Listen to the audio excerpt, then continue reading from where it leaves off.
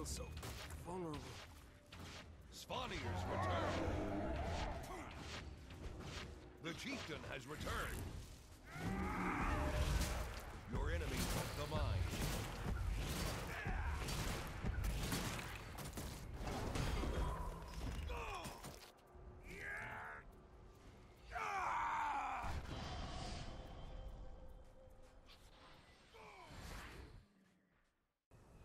Hello, it's Brush here and I'm bringing you a guide on the Thief. This is a build that I've been testing. I've had a look at a few different builds, but I quite like this one. This is a bleed and condition damage build, and we'll be focusing around just the bleeds and damage over time abilities. Okay, let's get into the build. So we'll start off with the runes. Runes that I'll be using for the armour are runes of the Necromancer, which is plus 28 condition damage, 15 vitality, 55 condition damage, 35 vitality, and then 100 condition damage. I don't take 6 in this because the 20% fear reduction on this is pretty useless for a thief. So instead I take the Rune of the Nightmare, which is an extra 28 condition damage because we're focusing on condition damage, remember that.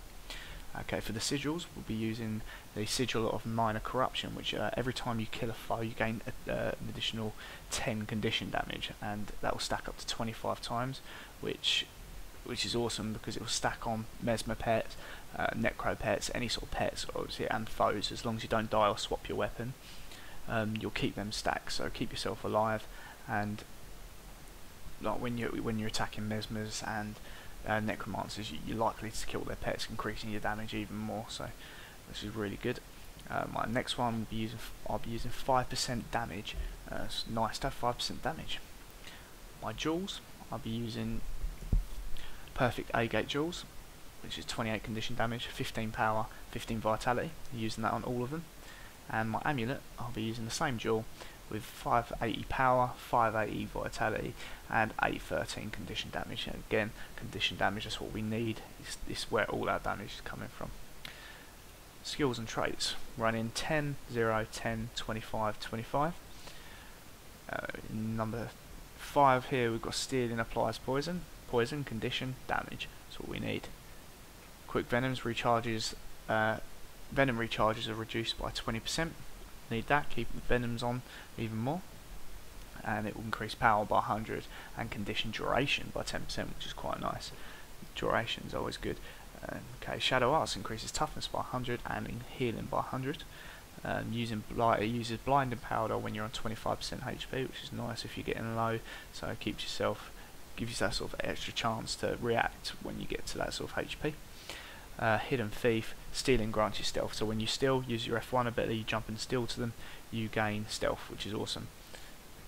Acrobatics is one of our main focuses, so Vitality, which is your HP, 250, and Boon Duration, which is 25%. Not so much Boon Duration because we don't give ourselves many boons. So we gain Swiftness on Evade, which is when we're dodging, we gain extra Swiftness. I'll show you this in a minute. Dual skills return initiative when complete, so this is your initiative, this is your resource for a thief. Thieves are the only profession that use a resource, so there's no cooldowns on any of the abilities, all your 1 to 5 abilities anyway, and they'll just use this resource. So once that's gone, you can't use your abilities and you have to wait for it to gain up. So when we're using this, which is our main one, which is our dual skill, we'll be gaining initiative every time we use it, so which is pretty good, keeps the burst coming. 15, dodge and return some of the endurance use. That's good because we're thieves, we want to dodge around, be sneaky, evade as much as we can. Quick recovery, gain 2 initiative every 10 seconds. It's very nice to just gain initiative every 10 seconds, especially if you want to kite someone, you gain initiative to run back in and burst them down. Fluid Strikes increases damage done by 10% when endurance is not full. Most of the time endurance is not going to be full because you're going to be dancing around trying to avoid spells, so this is really good, just an extra 10% damage just for playing as you normally would. Trickery, we've got condition damage, this is where it comes in, 250 condition damage and 25% steel recharge rate. That doesn't really matter too much, but this condition damage here we want. Stealing gives you 3 initiative, which is really good, more initiative and more burst. Leave behind Caltrops when you dodge, which is really good because the Caltrops will add a bleed and cripple, so it's good for kiting, and add in bleed effects, which is again more damage. Conditions increases maximum initiative by 3, it's always good, more initiative, more burst. initial strikes, the attacks with your first weapon slot, this one here, will have a chance to regain initiative, which is good. So when you run out and if someone's not attacking you, you can just spam that on them and gain your initiative back. Lead attacks increases damage by 2% per initiative. That adds up to around 20 to 30%, and obviously it will go down more the less initiative you have, but it's still what we do. Okay, so what we'll do, we'll test some of this out. We'll be primarily focusing around our number 3 ability, which is Leaping Death Blossom, which will jump in the air and do a bit of damage and apply bleeds, and it just stacks upon stacks. So if you see here, look at all the damage you do, and the bleeds just ticking away here. So if we keep doing that, we can spam it as much as we can. If you spam too fast, you're not going to be using it doesn't give it a chance to regain the initiative from using the ability, so you've got to sort of be steady with it. And with this game, which is a bad point at the moment, is they've got queue timers, so if I hit about 3 times, it'll just continue to do it until it's run out. Well, I only did it 2 times there, but we've got all the damage coming. Look at all them ticks coming, and all they're just dropping, and I've only done it a few times, and I've got loads of initiative to just carry on bursting. So once again, you can see the stacks building up. 8, 11, 14. I mean, look at all that damage coming off it. We'll try again with this one here. 3, 6. I've run out of initiative. 9. Let's just walk away with 9 stacks, just letting that tick down. There's so much damage. There's other people around doing damage as well, but there's a lot of damage coming just from your bleeds there. Okay, now on to our abilities down here, our util abilities. We've got Spider Venom, which does more damage, which is your damage over time, poison damage, and it does a healer reduction, which is really nice. Number 8, we're using the Signet of Shadows, 10% increased movement speed, and immobilizes and blinds the target when it's activated, which is really good for locking them down. Shadow Step is our number 9 ability, so we'll jump to the target location there, and if we press it in a certain amount of time, we can jump back, which is amazing for juking, getting in and out of situations. It's a really good ability to have. And our ultimate, I'm using the Basilisk Venom, which will turn our target to stone when hits on our next attack. So there we go, it's turned to stone for a second, so it's nice to lock them down and then sort of unload our damage onto them, which is really good. Okay, as you can see from killing all these golems here, I've been gaining stacks of the sigil we're using in the main hand, the condition. So we've got 15 stacks here. Our condition's doing more damage, so that's even more damage because we've killed. So imagine if you're in PvP and you've got 15 stacks, you're going to be doing a ton more damage. You just unload onto anyone really and just walk away. I mean, you'd be seeing that if you're running away from situations where you're losing, you realise, oh wow, my bleeds have just got a kill.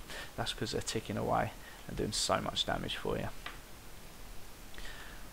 Okay, I'm going to add some PvP videos to this, and hope you enjoy. Okay, so I'm heading towards Cocktail now to try and capture it.